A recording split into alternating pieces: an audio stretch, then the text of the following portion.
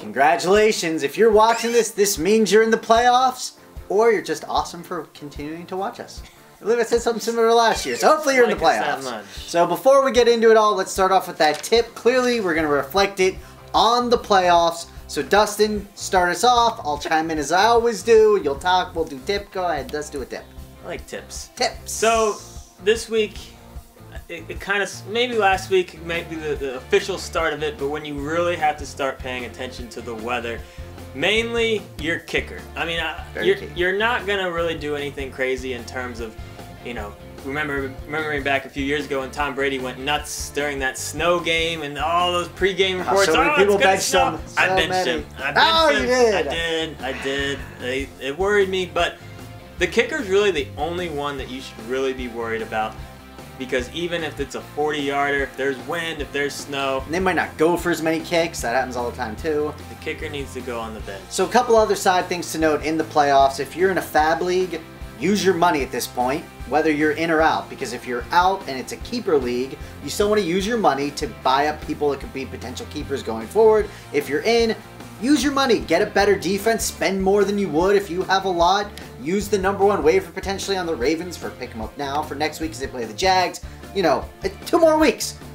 Don't leave any money in the pocket in fab. Don't leave #1 waivers sitting as well. #1, don't use it. Don't use it just to use it. But if you're 2 or 3, and there's a person or a team, a defense that you're thinking about picking up that you know is going to help your starting lineup, the odds of a guy getting hurt and the #1 guy using his waiver, and then the next week another guy that's worthy. If you're like 2 or 3 or 4, use it. 1, I would be a little more picky about it. All right, ask me a question. Which quarterback? This one comes from Icy206. Not amazing options, but they're all right around the same. Matt Ryan at Green Bay, Eli Manning at Tennessee, or Fitzpatrick coming off of a monster game going up against the Jags. And I understand why you're thinking Fitz coming up against the Jags, but I'm not going that way. I actually have these guys ranked 14, 19, 20 respectively down the list. Number 14, that means, is Matt Ryan against the Packers. And the Packers defense is playing a little bit better as of late, but I expect this to be a shootout, as does Vegas, as this is the highest over-under. Therefore, house always wins. I'm going with Vegas. I'm going with Matt Ryan here. All right, Dustin, which wide receiver? Crichton wants to know, Macklin versus Seattle or Marshall against the Dallas Cowboys? Tough. This one's basically a coin flip. I mean, you're going to have these two ranked right in the same spot in terms of their value this week, but I'm going to give the slight edge to Marshall on this one because Jeffrey's a little banged up. There's a chance Jeffrey doesn't even play. And yes, I mean, all the attention's going to be on Marshall, but they're going to find ways to get the ball in his hands. I mean, I hate the Thursday night game. I have Marshall in one league. I'm starting him, but it's tough. I mean, I think they both have similar upsides this week. All right, which receiver from Litzer? And it's spelled like that with a lot of vowels in the middle, right? Not really. Mike Wallace versus Baltimore. Kenny Stills versus Carolina coming off a monster game. Another guy coming off a monster game, Dante McCreef against Cleveland. All right, well, the Colts guy, he's out. Sole reason, he plays on less than 50% of snaps still. I know he had some big games, but his targets aren't like ridiculous by any degree. You know I love targets. Guys that are getting targets is Stills because Cooks has been out. Obviously he blew up last week, and Wallace. Out of the two, I'm going with Kenny though. You know, last week he had a very solid game, and you know what? I'm gonna talk about him as a sleeper. Go with Stills over Mike Wallace. Next. Definitely more upside there.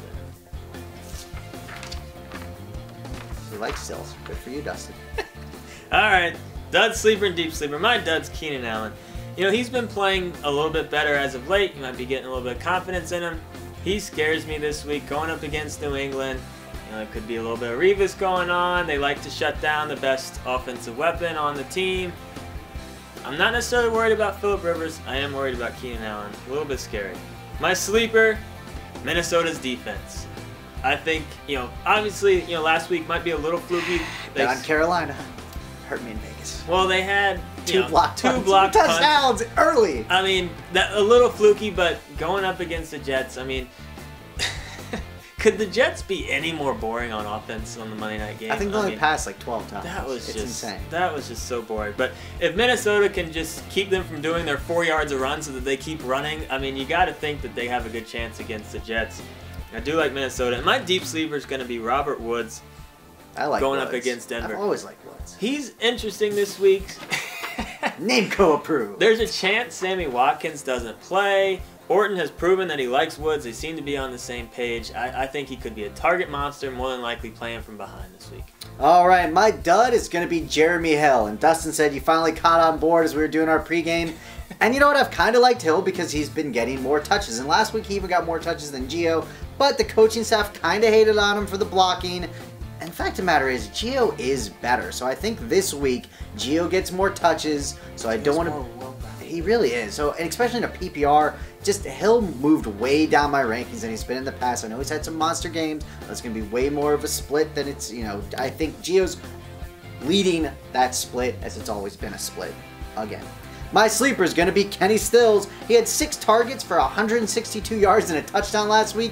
Ridiculous. I really like how Drew Brees is coming around as of late, and with Cooks out, Stills has been a go-to target guy. And the thing about him that I really love, he's always been a boomer bust guy on 2 to 3 targets. Now, if he's getting 6, 7, or 8, that boomer bust potential goes higher. I just really like Kenny Stills. Find him in a lot of my lineups. And my deep sleeper is going to be West for the Browns. Let me preface this. I think it's a good idea to scoop him now if you're in a deeper league and you have like a flex spot that you're not really, like if you have like Crabtree or something like that in your flex that you're not really thrilled about, maybe pick up West, see if Crowell's out. If he is, you're going to get West getting the bulk of carries against the Colts, which I do like.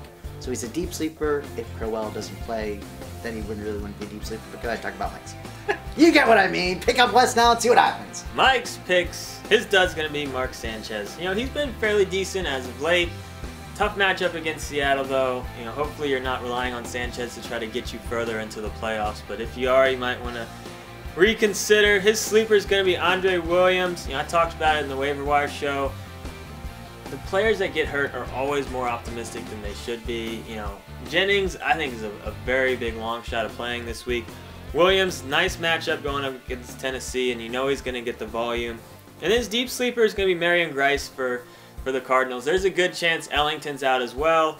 You know, there could be some other guys that factor in as far as getting some carries, but Grice seems to be the guy that they pretty much announced him he's going to be the starter. He'll get the most touches. Shout out to whoever made that.